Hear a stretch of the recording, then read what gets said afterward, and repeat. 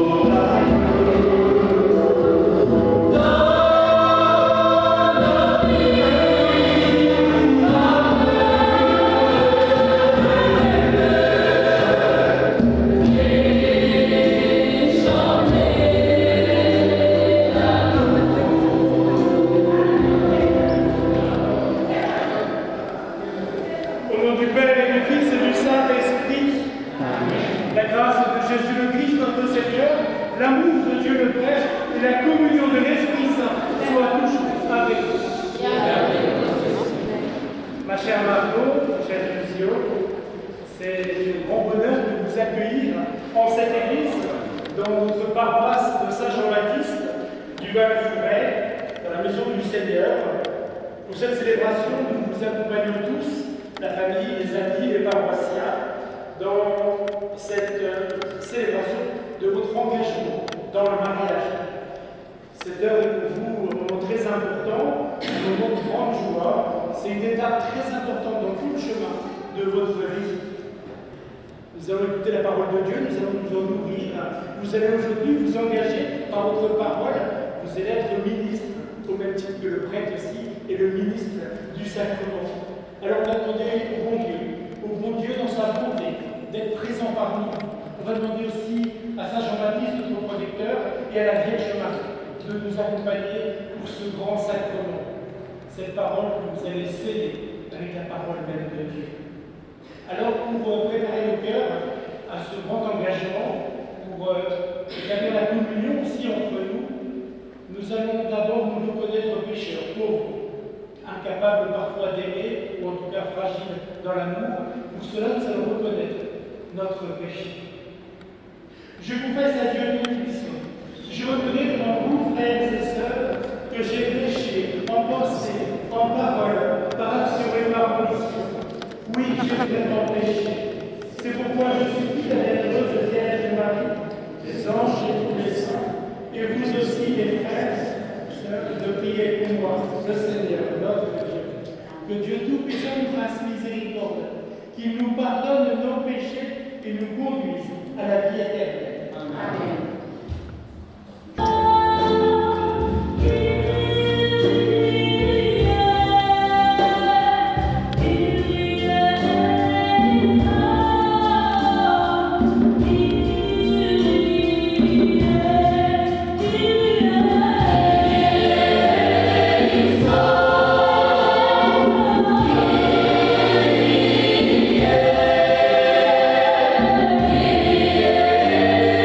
So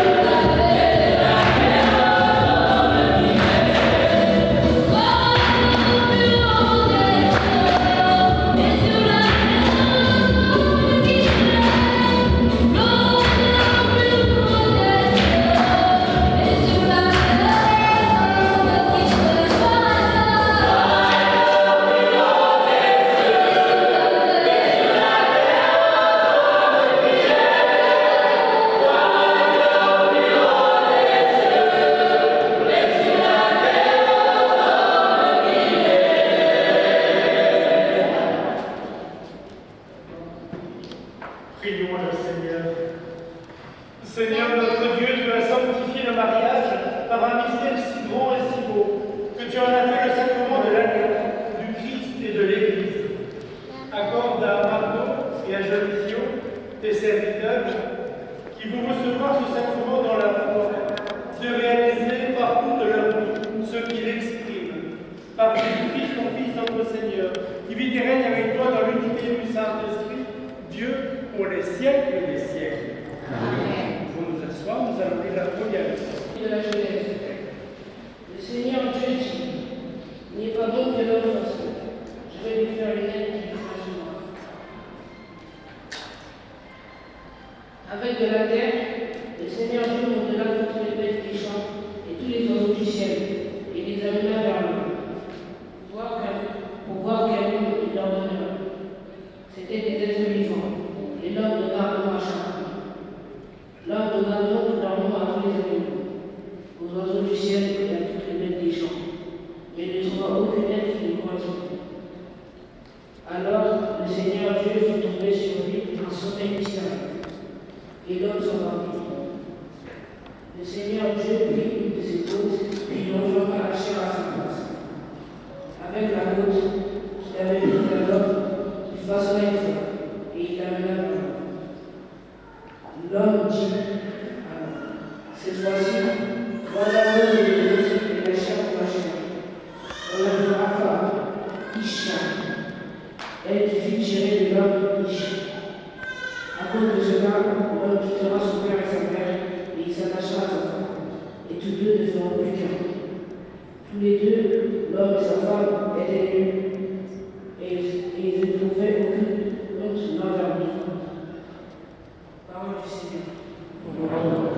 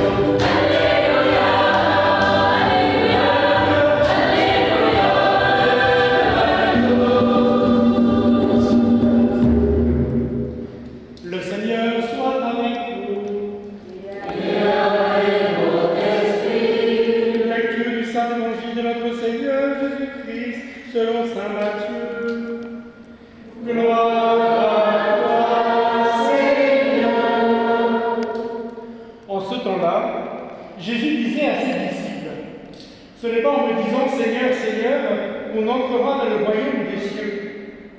C'est en faisant la volonté de mon Père qui est aux cieux. Ainsi, celui qui entend les paroles que je dis là et les met en pratique est comparable à un homme prévoyant qui a construit sa maison sur le roc. La pluie est tombée, les torrents ont dévalé, les vents ont soufflé et se sont abattus sur cette maison. La maison ne s'est pas écroulée car elle était fondée sur le roc.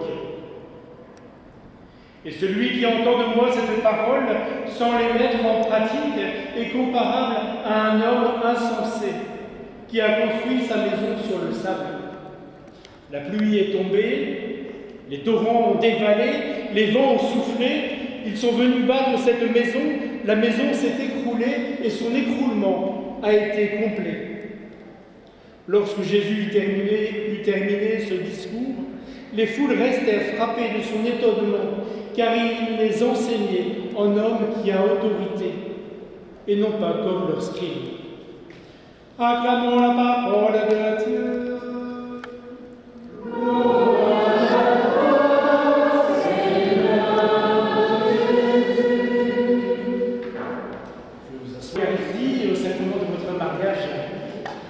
Chers frères et sœurs, la maison ne s'est pas écroulée car elle était fondée sur le roc.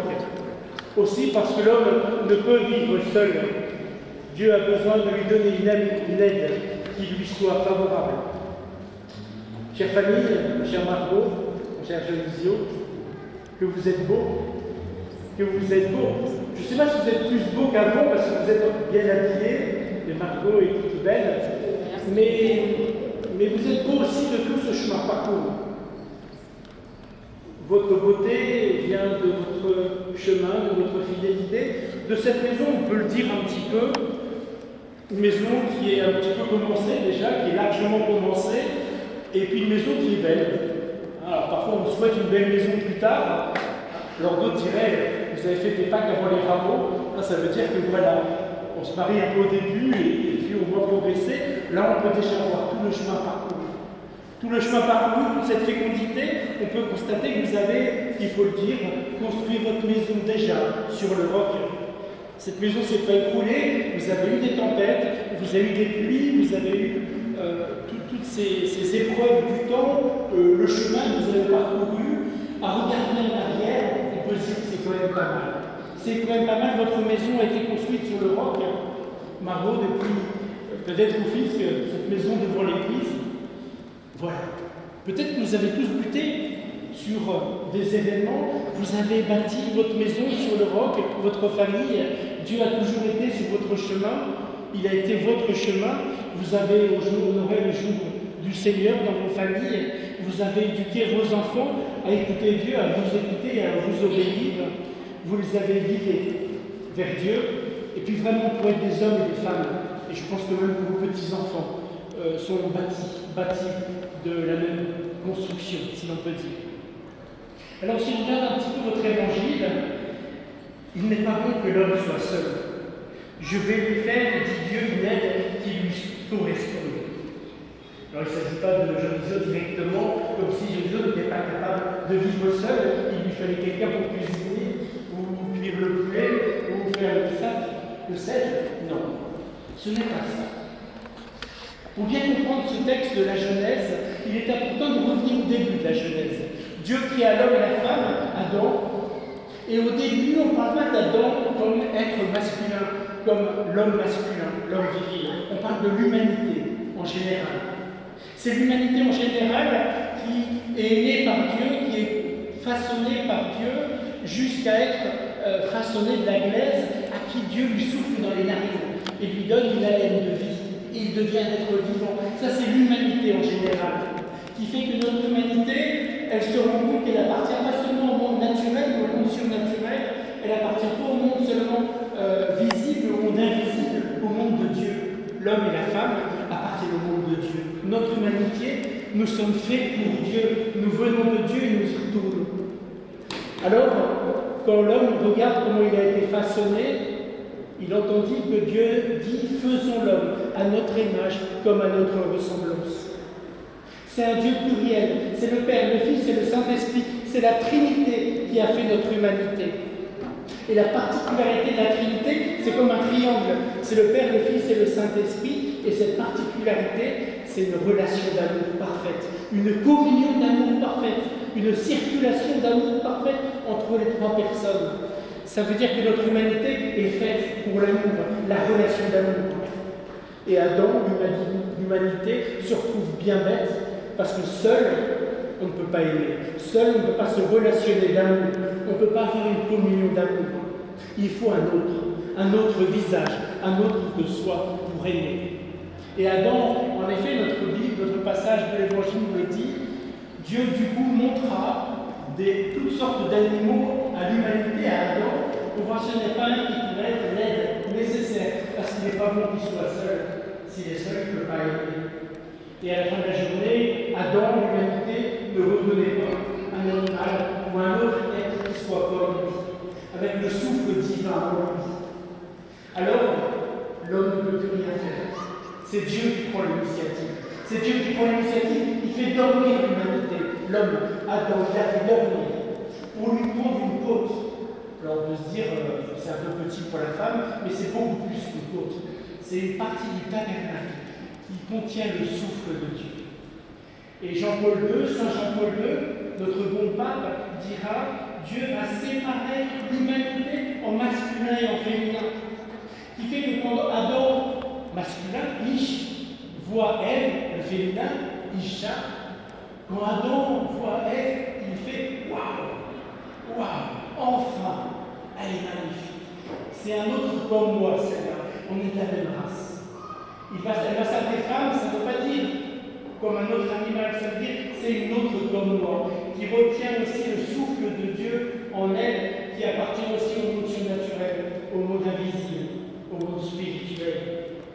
Alors, on imagine, Jonisio qui voit Margot, il fait waouh, c'est elle qui pourra être ma femme, qui pourra me compléter. Et Margot qui fait pareil en voyant Jonisio, waouh, quel homme, celui qui pourra m'aider. Ça veut dire une chose très importante.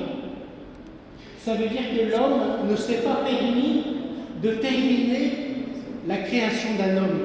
Dieu ne s'est pas permis de terminer la création d'une femme. Dieu a besoin d'un homme pour compléter, terminer son chef-d'œuvre dans la femme. Dieu a besoin d'une femme pour compléter son chef-d'œuvre chez l'homme. L'homme a besoin de la femme pour se terminer, se compléter, pour achever son chef-d'œuvre et vice-versa.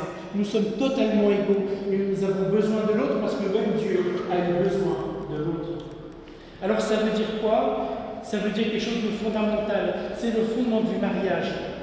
C'est le fondement des époux. Ce qu'on appellera les époux, s'épousailler, c'est pas très français de le dire, mais être époux, ça vient du mot l'amour sponsal. Ça paraît bizarre comme mot. Ça veut dire un amour responsable. Ça veut dire que l'homme va se faire responsable devant Dieu d'embellir sa femme. Et la femme se fait responsable devant Dieu d'embellir son mari. Parce que, encore une fois, je le répète, Dieu a besoin de Margot pour achever son chef-d'œuvre en Jonisio. Et Dieu a besoin de Jonisio pour terminer son chef-d'œuvre. Pourtant, c'est déjà pas mal, mais ça manque encore en Margot. Parce qu'il faut que le cœur soit totalement dilaté. L'œuvre de Dieu est sans mesure. Elle est extraordinaire. Alors, comme dira Jonisio, le pauvre n'a peut-être pas d'argent, mais il a une richesse, sa sagesse. La sagesse, c'est s'engager. C'est s'engager. Me faire responsable de toi. Me faire responsable de ton bonheur. Je veux me dédier à l'œuvre de Dieu qui est en toi. Je veux me dédier à ton bien, à ta beauté, à que ton cœur se dilate, que tu te sens bien, tu te sens plus femme, tu te sens plus homme. Ça, c'est un grand engagement que vous allez prendre aujourd'hui. Vous l'avez déjà un petit peu pris, je pense. Mais aujourd'hui, vous allez le faire officiel devant nous tous. Un exemple, un immense exemple du vrai amour. S'aimer jusqu'à en mourir. C'est un engagement, une promesse, une responsabilité devant Dieu, devant les hommes et les femmes, devant vos enfants, devant votre famille. Une parole qui va être scellée par la parole de Dieu. Alors, pour reprendre les points essentiels du mariage, la liberté. C'est librement que vous choisissez.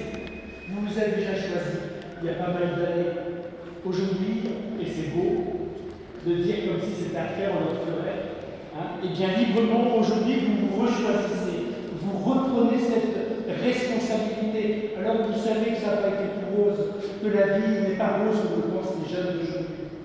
Non, la vie est coûteuse, la vie est difficile, la vie est un combat. Et c'est extraordinaire de voir qu'aujourd'hui, vous osez vous dire, eh bien, on s'engage maintenant jusqu'à la mort. Alors c'est librement que vous vous engagez et vous allez demander à Dieu de sceller votre parole avec sa parole. Ce qui fait que l'engagement que vous allez prendre, et c'est parfois peut-être l'unique parole de toute votre vie qui sera éternelle, en tout cas jusqu'à la mort, c'est l'engagement que vous allez prendre aujourd'hui. Ça s'appelle l'indissolubilité. On ne prend plus vous séparer jusqu'à la mort. Cette indissolubilité, c'est un fait qui peut coûter parfois, mais c'est un apaisement de savoir qu'on ne se pose plus la question si on continue ou pas. Maintenant, on se dit comment on fait, à qui demander, que Dieu nous prenne en aide. La liberté, l'indissolubilité, la fidélité. La fidélité, c'est ce qui va alimenter votre indissolubilité.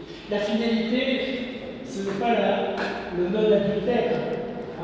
Ce n'est pas de ne pas aller voir chez le voisin ou la voisine. La fidélité, c'est beaucoup plus que ça. C'est alimenter votre cœur. C'est alimenter par des petites attentions, des petits cadeaux, des petits bisous, des petites caresses. C'est des paroles fondamentales. Merci, pardon, s'il te plaît. C'est des petits messages. C'est être attentif au bien de l'autre. Sinon, eh bien, si on n'alimente pas cette fidélité, il y a un vide qui se creuse. Et comme la nature a horreur du vide, on va la remplir avec d'autres choses, d'autres personnes. C'est ce qu'on appellera la fidélité. Et l'adultère vient naturellement. Alors, le dernier point du mariage, c'est la fécondité. Alors la fécondité, ce n'est pas seulement les bébés, pour vous, vous avez déjà donné généreusement. La fécondité pour tous, même pour les plus jeunes. La fécondité, c'est d'abord être généreux en vie dans le cœur de l'autre. La fécondité des époux, de l'homme et de la femme, c'est que l'amour de l'homme augmente la vie du cœur de sa femme. La fécondité de la femme, d'abord, c'est d'augmenter la vie, de dilater le cœur de son mari. C'est ça, la fécondité de votre famille, c'est la dilatation du cœur jusqu'au bébé, jusqu'à cette grâce de partager le pouvoir créateur de Dieu. Vous l'avez déjà vécu et vous en jouissez aujourd'hui comme des grands-parents heureux. Alors c'est pour ça que l'homme s'attache à sa femme, c'est pour ça que la femme s'attache à l'homme et quitte son père et sa mère pour ne faire qu'une seule maison bâtie sur le roc. Ce roc, c'est Jésus. Un couple, une famille bâtie sur Jésus, le Christ, notre unique sauveur, l'unique qui résiste à toutes les tempêtes, l'unique protecteur qui sait bien mieux que nous-mêmes ce dont nous avons besoin. Alors, pour terminer, ma chère Margot, une chère Geneviève, que la prière, que ce dialogue avec le roc de votre maison soit fondamental pour vous, que la prière avec Jésus le Christ, notre Sauveur, soit essentielle pour votre couple, pour vous-même, pour pouvoir que ça déborde de votre couple jusqu'à vos enfants, jusqu'à vos petits-enfants, qui vont venir picorer, s'alimenter de votre amour. C'est déjà fait et il faut continuer. Et vous savez trop bien combien le rôle des parents et des grands-parents est fondamental aujourd'hui. Alors je reviens juste ces 3 dernières paroles que j'aime à répéter. Merci, pardon, s'il vous plaît. C'est fondamental de se remercier. Rien n'est normal, même pas un plat, même pas un verre de bissap. Rien n'est normal, rien n'est ordinaire, tout est extraordinaire.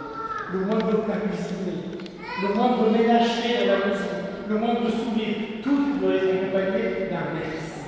Un merci, ça veut dire je me rends compte du bien que tu m'as fait. Pardon. C'est fondamental de se pardonner, de se demander pardon. Un sourire ne suffit pas, un petit bisou ou une intimité du corps ne suffit pas pour se demander pardon. Il faut se le dire, je te demande pardon et ne pas laisser le soleil se coucher sur notre maison sans se demander pardon, en laissant une querelle nous inviter. Merci, pardon et s'il te plaît. S'il te plaît, ça veut dire j'ai besoin de toi, je disais. J'ai besoin de toi, Margot. Je ne suffis pas à moi-même. Il est bon de dépendre de l'autre, c'est comme ça que nous aimons. Même si nous n'avons pas les mêmes talents, même si l'un peut-être est plus fort que l'autre, dépendez l'un de l'autre, que ce soit nécessaire que l'autre soit à vos côtés. Alors, cher Margot, nous avions vision, il est heureux que nous soyons en ce jour à côté de vous, autour de vous. On va demander à la Vierge Marie. On va demander à la Vierge Marie, notre bonne Mère du ciel, on va lui demander d'étendre son grand manteau. Imaginons son manteau aussi coloré, aussi coloré. Que la Vierge Marie étende son grand manteau maternel et royal sur votre couple, sur votre baptême, sur chacun de vos enfants, de petits enfants. Que la Vierge Marie protège et garde la joie de votre maison et son rang. Amen. Nous avons la foi de toute l'Église en faisant mémoire de notre engagement baptismal. Pour vivre dans la liberté des enfants de Dieu, renoncez-vous à Satan et à tout ce qui conduit au péché. Croyez-vous en Dieu, le Père Tout-Puissant, Créateur du ciel et de la terre? Je crois. Croyez-vous en Jésus-Christ, son Fils unique, notre Seigneur, qui est né de la Vierge Marie, a souffert la passion, a été enseveli, est ressuscité d'entre les morts et qui est assis à la droite du Père? Croyez-vous en l'Esprit Saint, à la Sainte Église catholique, à la communion des saints, au pardon des péchés, à la résurrection de la chair et à la vie éternelle? Telle est notre foi, telle est la foi de notre baptême, sur laquelle nous nous appuyons pour vivre cette Eucharistie et votre engagement. Je vais appeler juste les témoins à vous approcher à côté d'eux et nous allons invoquer les services.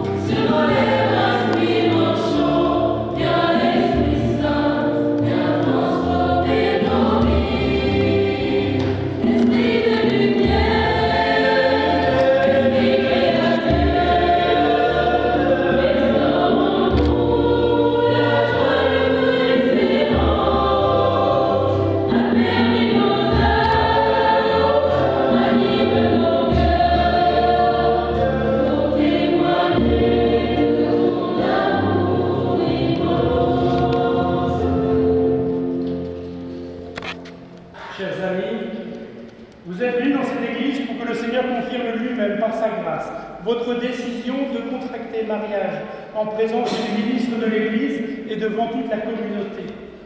Le Christ bénit abondamment notre amour conjugal pour aider les époux à se garder toujours fidèles l'un à l'autre et à porter ensemble toutes les responsabilités du mariage.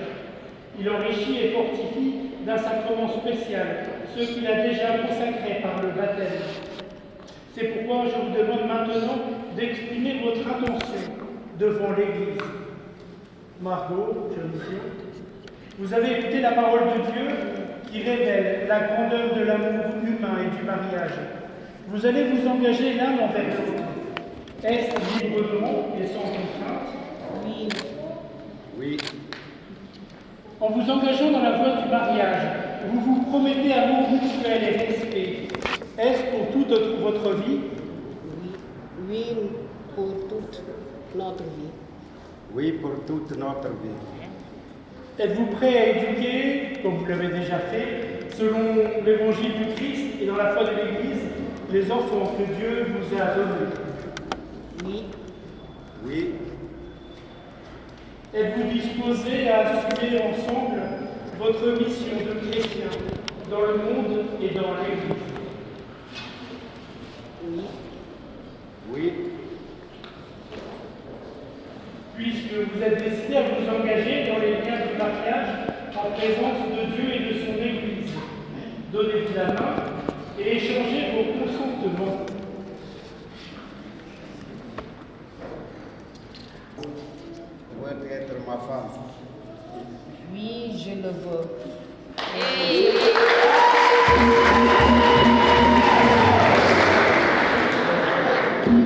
Je te reçois. Oui, je le veux. Et toi, Dionisio, veux-tu être mon mari? Oui. Je le veux.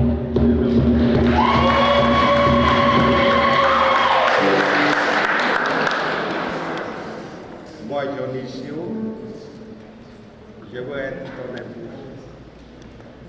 Et je te promets de t'aimer fidèlement dans le bonheur, dans la fidélité, au long de notre vie.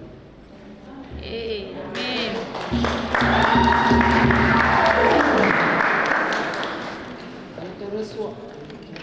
Moi, toi, comme épouse, et je serai ton épouse, de promets de t'aimer fidèlement dans le bonheur et dans les épreuves tout au long de notre vie.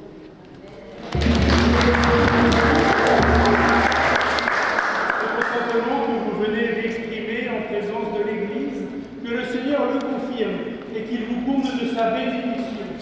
Ce que Dieu a uni, que l'homme ne sépare pas.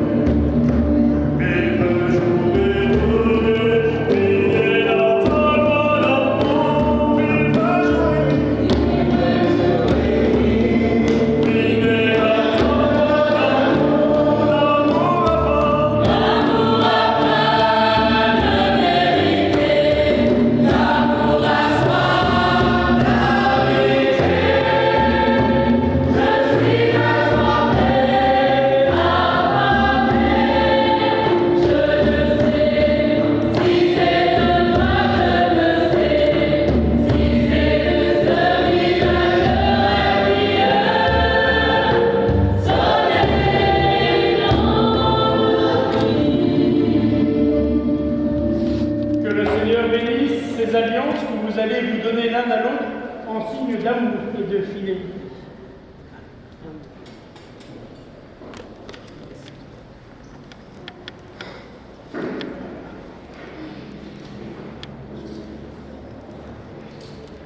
Toi, cette alliance, signe de mon amour et de ma fidélité.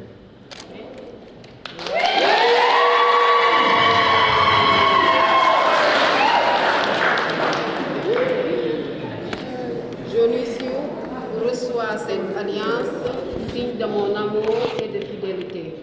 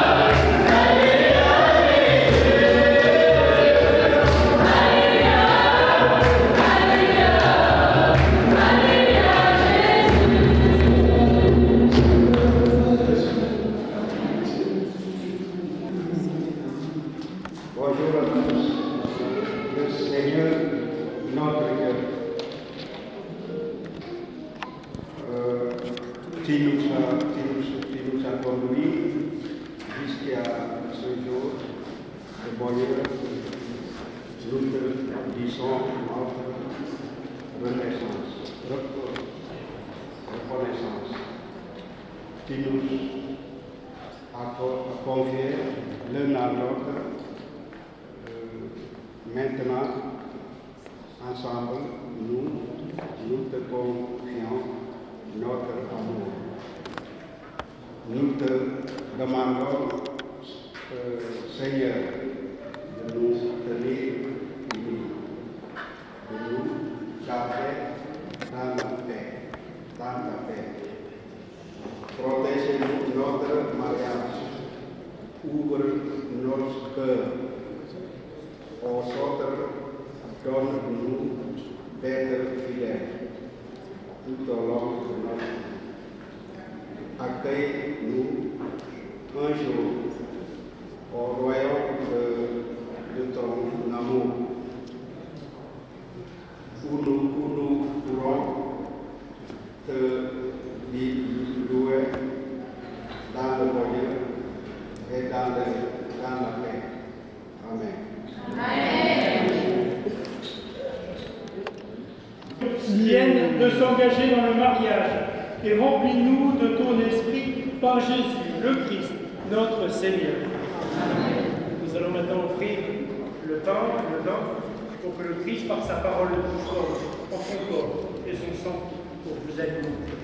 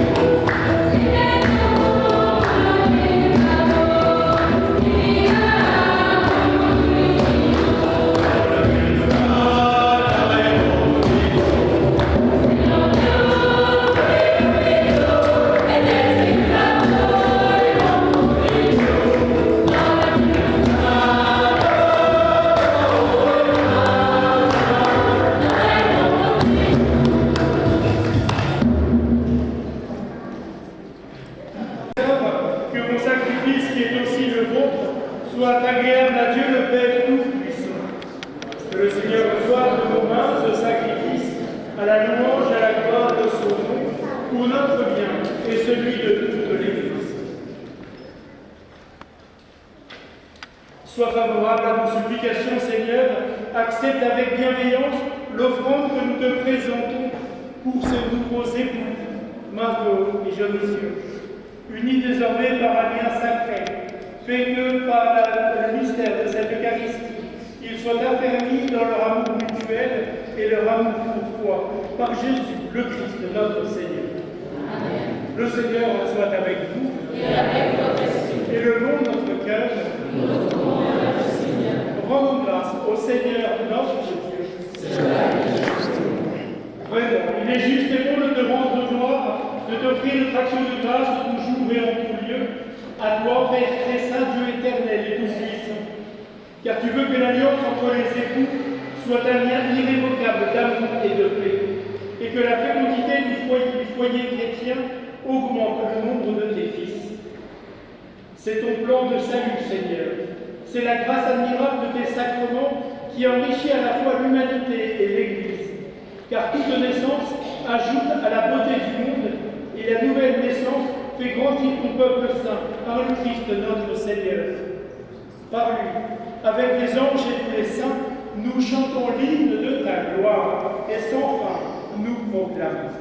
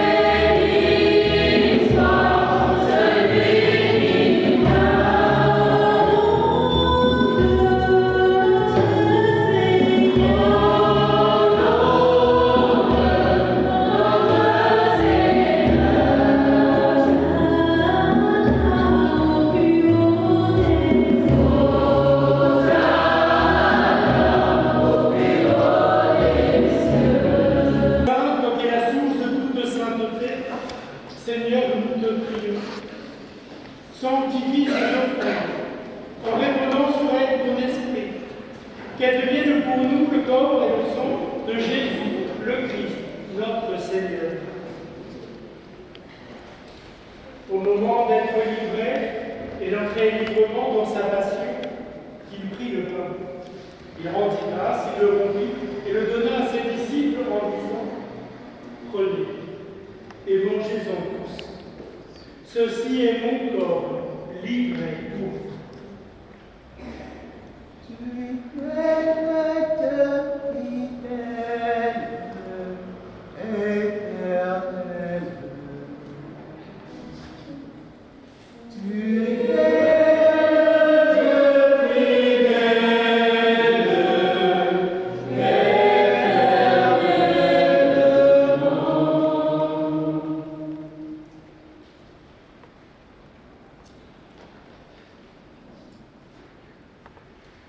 De même, après le repas, il prit la coupe.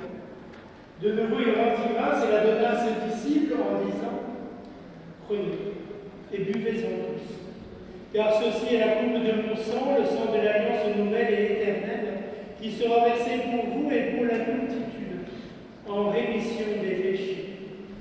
Vous ferez cela en mémoire de moi. » Tu es le fidèle, éternel.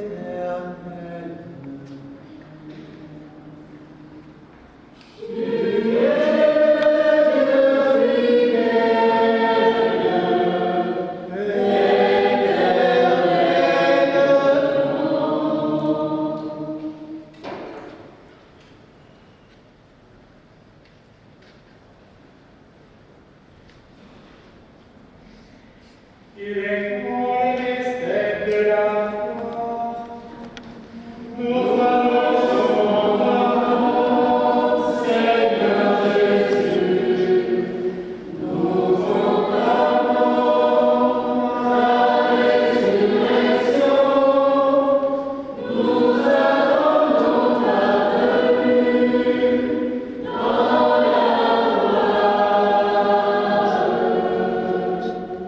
En faisant ainsi mémoire de la mort et de la résurrection de ton Fils, nous t'offrons, Seigneur, le pain de la vie et la coupe du salut. Et nous te rendons grâce, car tu nous as estimés dignes de nous tenir devant toi pour te servir. Humblement, nous te demandons, en ayant part au corps et au sang du Christ, nous soyons rassemblés par l'Esprit Saint en un seul Souviens-toi, Seigneur, de ton Église. Répands-tu à travers le monde. Fais-la grandir dans ta charité, en union avec notre pape Léon, notre évêque Luc, et tous les évêques, les prêtres et les diacres. Souviens-toi aussi de nos frères et sœurs qui se sont endormis dans l'espérance de la résurrection. Et souviens-toi dans ta miséricorde de tous les défunts. Nous confions spécialement, Seigneur, les défunts de nos familles, tous ceux qui nous ont ouvert le chemin vers le ciel. Accueille-les dans la lumière de ton visage. Sur nous tous, enfin, nous implorons ta bonté. Permets qu'avec la Vierge Marie, la bienheureuse Reine de Dieu, avec Saint Joseph, son époux, les apôtres et tous les saints qui ont fait ta joie au long des âges, nous ayons par la vie éternelle et que nous chantions ta louange et ta gloire par ton Fils, Jésus le Christ. Avec lui et en lui, acclame Dieu le Père Tout-Puissant, dans l'unité du Saint-Esprit, tout honneur et toute gloire, pour les siècles des siècles.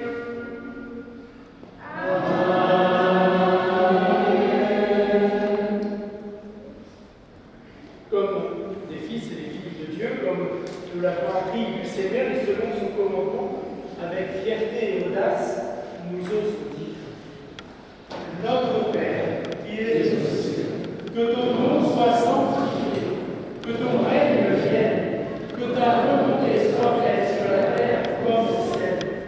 Donne-nous aujourd'hui notre pain de ce jour.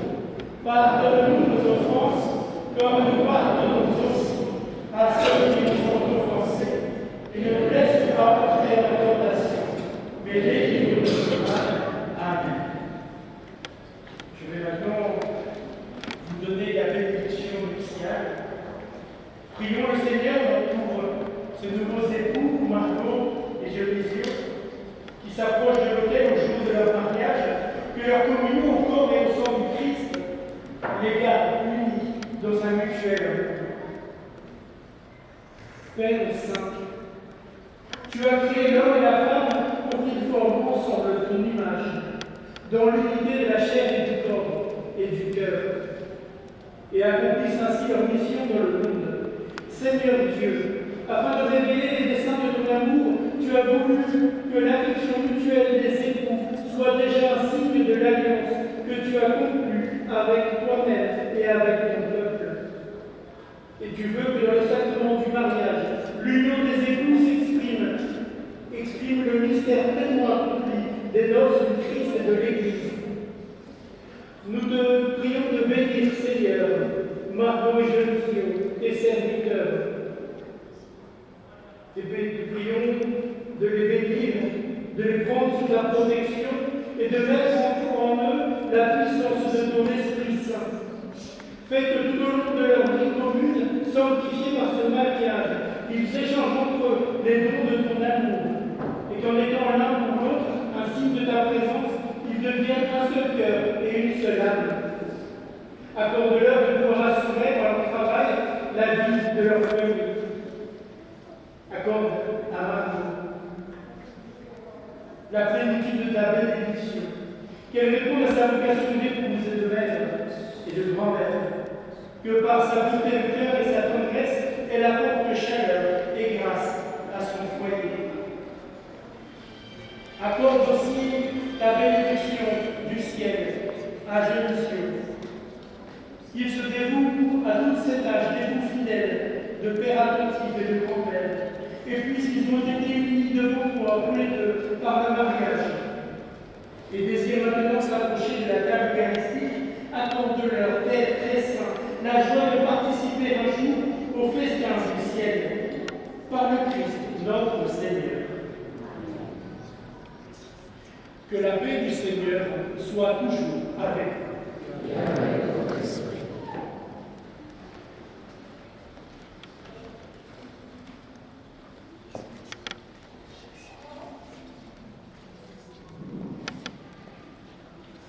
Que la paix du Seigneur soit toujours avec vous. Et frères et sœurs, tenez-vous.